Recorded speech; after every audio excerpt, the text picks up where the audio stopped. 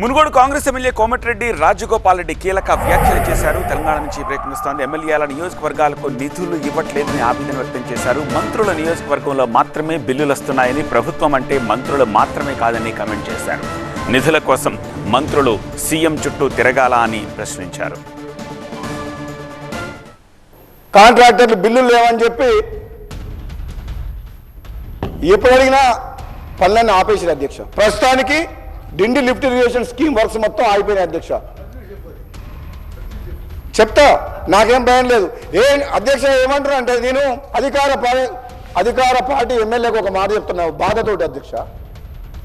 కేవలం మంత్రుల నియోజకవర్గంలో, ముఖ్యమంత్రి నియోజకవర్గంలో కాంట్రాక్టర్లు పనిచేస్తున్నారు, వాళ్ళు బిల్లు వస్తున్నాయి, కానీ ఎమ్మెల్యేల నియోజకవర్గంలో మాత్రం బిల్లులు రావడం లేదు అధ్యక్ష.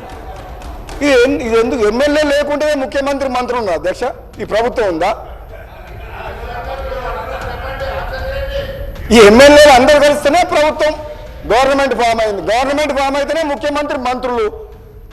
మంత్రుల చుట్టూ అడుక్కోవాల్సిన పరిస్థితి, ముఖ్యమంత్రి దగ్గర బిల్లు కోసం పోవాల్సిన పరిస్థితి ఏంటి అధ్యక్ష? ఇది చాలా బాధాకరం. ఎమ్మెల్యేలకు ప్రయారిటీ ఇవ్వాలి.